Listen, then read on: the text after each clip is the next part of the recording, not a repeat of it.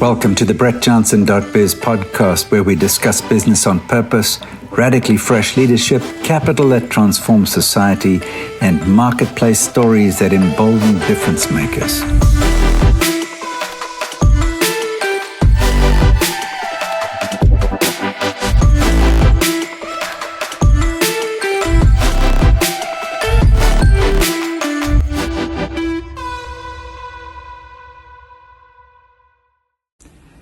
I'm Brett Johnson, and we are here for the Repurposing Business podcast. I'm going to go solo today because I need to speak about a topic that has come up in the last couple of weeks, and it's land expropriation without compensation, specifically in South Africa, but this could apply anywhere. Now, back in 2018, I was aware that the government in mid-2018 in South Africa was looking for commentary on this topic of land expropriation without compensation.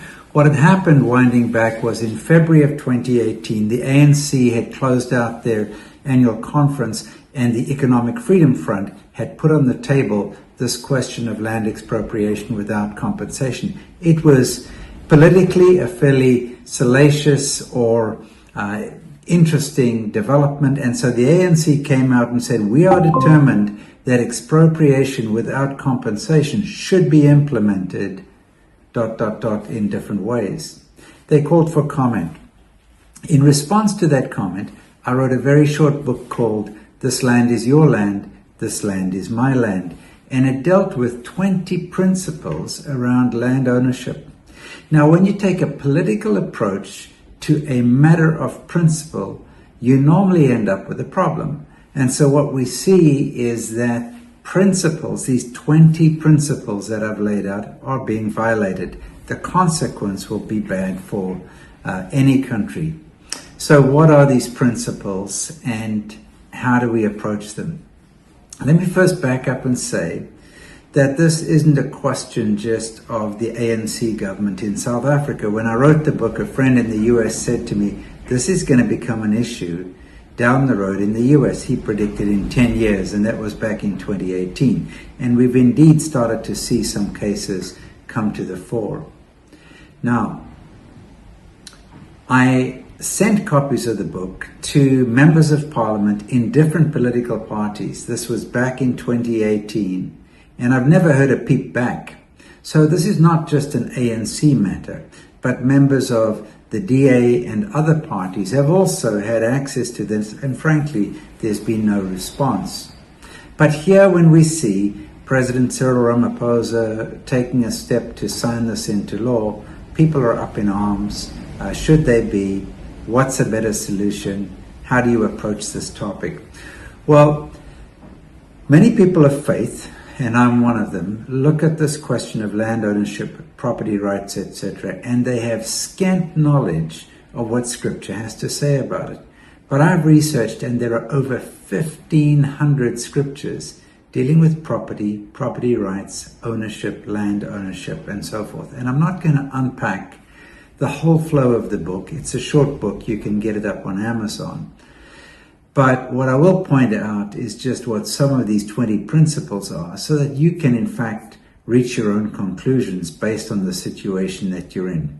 So 20 principles pertaining to land and property. Number one, God is the originator of place and property, and he calls it good. So property isn't bad. Land isn't bad. It's something that God created. He originated the concept, and he called it good. Secondly, mankind was given the responsibility of stewarding God's creation. This is, in fact, our first commission. And so the commission was to take care of, bring order, bring structure, bring policies, procedures, things that would steward this thing called earth. Thirdly, stewarding raw materials was entrusted to man by value-adding work. In other words, we do good work, which is value-adding work, and so we take raw materials and we steward them. Fourth thing, in ancient times, it was God's purpose that everybody would have property, whether in a village, a town, or in a rural area, as a means of production. So every family fought when they went into the promised land and was allocated a piece of land. So everybody had land ownership. There weren't some landowners and non-landowners. Every household or family had a piece of land.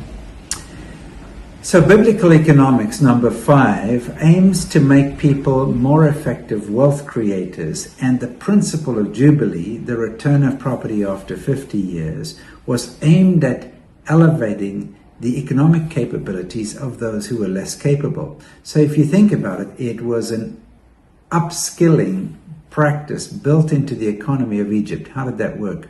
Well, if I'm a bad farmer and my neighbor Fred is a great farmer and I'm running my farm into the ground, he would take over my farm for a price. I would work for him, and at the end of 7 years I could buy it back. I would get it back, and so he would only pay based on how many years of production. So what was he doing during that time? He was upskilling me. So there was an upskilling process, an enhancement of stewardship built into the Jewish economy. Number 6, people long to have a place of their own. And this is in part, I believe, an inbuilt longing that people have for a place in heaven. Jesus says, I'm leaving. That's the bad news. The good news is I'm going to prepare a place for you. And part of the job description right now of Jesus Christ is preparing a place for us. We have a longing inside human beings for our own place, be it tiny, be it small, be it modest, whatever it might be. We have a longing for place. This is built into our DNA. Number 7, God is passionate about people owning property. So much so that he made a special provision for land to be redeemed. So he says, in all your landed property, you must provide for the right of the redemption of the land, it says in Scripture. So that if you sold off property mistakenly or out of need or dire circumstances, there's an opportunity for that land to be redeemed with certain conditions. Number 8, the government is responsible for ensuring that people steward land and other resources. The core principle is stewardship, not ownership. Now let's just touch on this a little bit more. It's quite interesting that when God took the nation of Israel into the promised land, he told them, remember, the land is mine. The land isn't yours. And so there's this paradox. Between me and God, it's his land and I steward it. Between me and my neighbor Fred, it's my land, it's Fred's land. So we have to be able to understand that. And government does not have a right to encroach upon the land of its citizens. It can provide the policies, the procedures, the guidelines, but not the means to take over the land of its citizens. Number 9, communism says that the state owns all of the land. Biblical economics says that households hold title to the land and as owners before their fellow man, as stewards before God. Number 10, government must exercise its authority while addressing the paradox of what's in the best interest for the nation as a whole, while acknowledging the rights of the citizens. So there are times when you decide, okay, we're going to put a freeway between town A and town B. That's going to impact some property owners. How do we justly compensate them? We do not have a situation in Scripture that says the government says, we feel like taking this land and we're going to take it and from person A and give it to person B. Or worse, as normally happens, they take the land away from people they deem should not have had the land, and then the government holds it. The vast majority of the land, as I understand it, that has been appropriated by the government in South Africa is still sitting with the government. It has not been redistributed. Now, principle number 12. In circumstances where it can be proven that property was seized unjustly, for example, the Old Testament talks about moving an ancient boundary stone. Somebody unjustly took a piece of property. Then restitution is relevant. And such restitution actually comes with penalties. So it's not just somebody took 100 acres or hectares from my family unjustly, and so I get the 100 hectares back. In fact, you get the 100 hectares back with just compensation for lost earnings and so forth. Principle number 13. There's a difference between restitution and redistribution. government should consider its responsibilities in regard to restitution, but it does not have a right to redistribute land. So we have to ask ourselves the question, how do we allow for proper restitution without getting involved in the business of redistribution? So we need to understand that when government gets into the business of redistributing land, it's open to abuse in a huge way. And you, instead of coming up with a more productive use of land, food security, justice, all of the jargon words, you end up with large swaths of land that were productive ending up being unproductive. 14. Property rights, which includes title to land and asset ownership, is a fundamental economic empowerment in that it forms a platform for people to be able to begin to create wealth. So it gives them a capital base on which to build, which is why it's important. So this isn't just relevant for agricultural land, but also other income producing assets. And so the protection of property rights is so important to a stable economy. Number 15, threatening existing title to property without an agreed ethical framework for doing so will have unintended consequences, including things such as capital flight, a denigration of a nation's standing in the community of nations, the fostering of an entitlement mindset. And if you don't grow the people alongside giving them assets or enabling them to buy assets, then you destine those assets for a decrease in value, something to think about. And then you can create the perception that land grabbing is condoned by government, and it looses lawlessness and violence in a nation. Doesn't matter who the nation is. Number 16, Scripture requires that if somebody's assets were stolen or unjustly taken, whether by somebody else, by the government, by a corporation, then that has to be addressed. And so these principles include the return of the assets or recompense or a cash equivalent. Sometimes the asset has just been so repurposed and changed that getting the asset back isn't meaningful, but you can look at an economic value on that and get it back to the rightful owners. Number 17, the principle of fairness also implies that these principles apply to First Nations, not just recent nations in a land. Now that is a bit of a tricky question, because how far back do you go? Now, you might be saying, what is this white guy talking about land expropriation?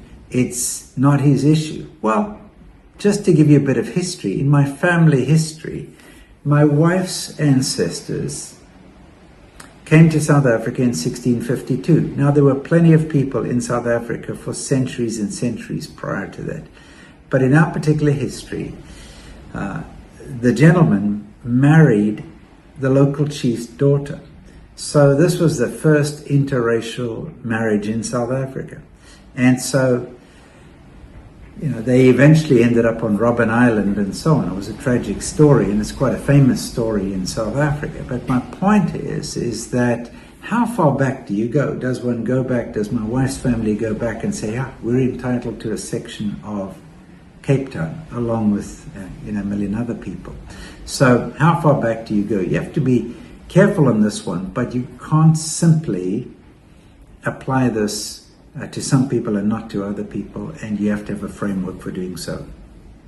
And this includes principle number 18, foreigners. So the Bible anticipates that foreigners will participate with other nations. So it says, for example, over here, when a foreigner resides among you in your land, do not mistreat him. When a foreigner residing among you must be treated as your native born. Love them as yourself, for you were foreigners in Egypt. I am the Lord your God. This is what it says in Leviticus. So this isn't just a rule that applies to white people, black people, brown people, yellow people, whatever. This applies to anybody living in a nation fairly. Number 19, lands transactions must be valued fairly. And so you can look at mechanisms that are set up in Scripture and say, what are the current equivalents today? How do you come up with a fair valuation of land? And number 20, God, who owns the land, is entitled to shift land from bad stewards to good stewards. This is his prerogative as God. It's not government's prerogative. Now, a government can zone particular things in particular ways and say that this is going to be a space where we're going to have universities or green cities or agriculture or whatever it might be. But the compensation around the moving of assets from one use to another has to be fairly handled and handled appropriately with a fear of God. What we see in the parable of the talents, for example, is Jesus in that story illustrating that he reserves the right to transfer assets from a poor steward to a good steward. The bottom line, of course, is what we want to grow everybody in the nation to be a good steward of land, of property in its many different forms. So that's a quick coverage of these 20 principles. I want to just point out something going back to the outline of the book over here. At the beginning of the book, I start with a section that talks about land because those 20 principles are just a preamble to the book. It is a short book, as I said. So land, who owns it? The First Nations say, we were here first, it's our land. They have what you might call preeminent domain. The settlers come in and they say, but we made it what it was. So we possessed it and we added value. Hopefully they possessed it fairly. Often they didn't. And then, to get rid of the settlers, you have the liberators. And the liberators say, we fought to take it back, so we're entitled to the land. We see that in many parts of Africa. And then you get the non-colonialists who say, we aren't white, and this isn't politically correct. We aren't white, so we're entitled to the land. And with that, you get entitlement.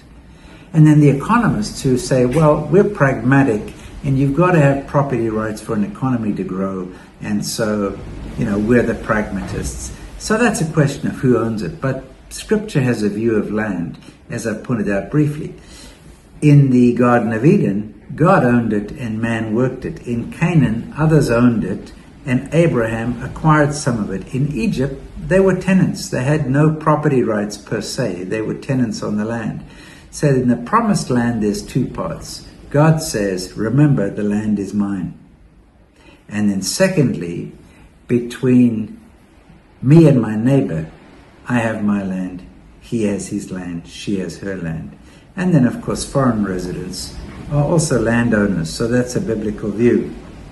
And so there's a view of land and economic development, which I unpack in the book, the relationship between faith and capital, ownership and capitalism, land and poverty, socialism and injustice, asset colonization.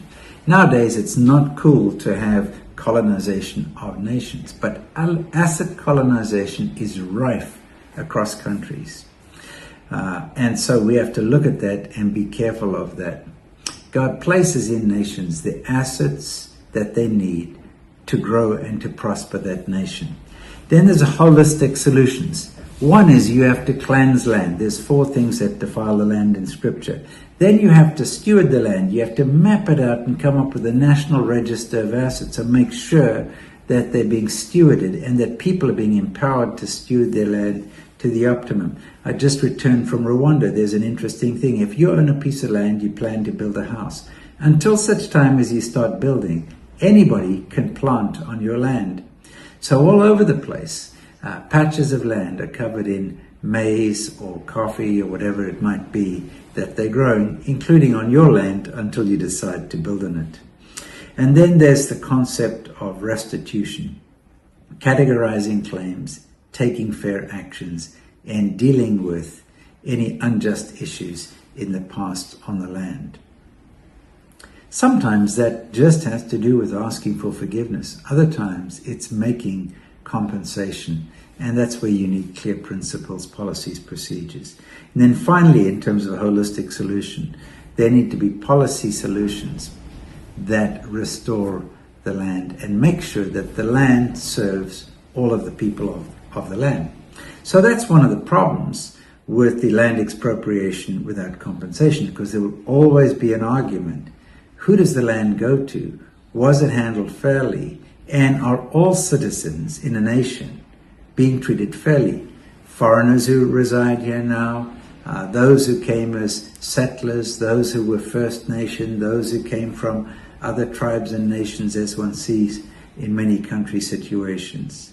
So one needs to have a practical national plan for property, and one needs to have governance and governing, principled and accountable leadership who will deal with these things. We need to put in place in the fabric of a nation the 20 foundational principles, at least the 20 that I see, plus others, that are key or foundational to the successful stewardship of land in a nation. So I encourage you, particularly if you're sitting in South Africa, or even if you're in the United States, and I see President Trump has got hot under the collar around this signing of the land expropriation without compensation. This is a story that goes back over generations.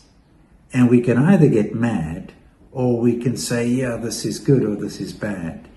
But whatever our reaction is, if it's not informed, if we don't understand the biblical principles and prerequisites for land stewardship, then we're sunk. Now, a final word about the title of the book. When I put up the book, This Land is Your Land, This Land is My Land, then somebody responded and said, yeah, but not everybody has land, so how can you say this land is your land, this land is my land? Well, do your homework. That was actually written. You might remember this song, This Land is Your Land, This Land is My Land, and it goes through a description of America. It was actually a protest song that was written by, I believe, by Woody Guthrie. And the song goes back to a time after the Second World War, when not everybody had access to land. And he was protesting the fact that some people had land and some people didn't have land. So we hear about this as a nice folksy kind of song, and it sounds good, but actually it was a protest song about the fact that not everybody had good access to land. So let me encourage you, read the book, go out there, take a look at it, understand the principles for yourself. And so I'll just tell you a little bit. It was Woody Guthrie. He wrote this as a protest song and so forth. And there's a second verse in the song which you can look up, and it deals with people in poverty. In the squares of the city, in the shadow of a steeple, by the relief office, I'd seen my people. So it's referring to the Great Depression, a time when people were lining up to get food, to get aid. As they stood there hungry, I stood there asking, is this land made for you and me? It was good that Woody Guthrie complained about the situation, that he protested, because it is God's desire that everybody have land as an income producing asset, as a base for economic prosperity, so that we are not, as Israel was in Egypt, slaves who were tenants, but we are people who can build on that. So the last line of the book, is the essence of the book. Is this land made for you and me? And what are the principles whereby we steward land? And is it fair? Is it right that people take land from somebody else, whether it's a government, an unjust corporation, or an empowered individual who takes advantage of somebody in a bad situation? Folks, this is not just a South African issue. There's questions around this after the Maui fires. We've just seen the huge devastating fires in Southern California. I have no idea what's going to happen over there. Just this week, we were praying, my wife and I, that there would indeed be beauty for ashes, that there would be beauty coming out of the ashes. But we have to be careful that when people are disadvantaged because their land has had a flood, a drought, a storm, a tornado, a hurricane, that we don't take advantage, but we seek to see land restored to its best and productive purpose. I hope this has been helpful. If you have trouble getting hold of the book, let me know. I'll happily send you a PDF of the book. Thank you so much.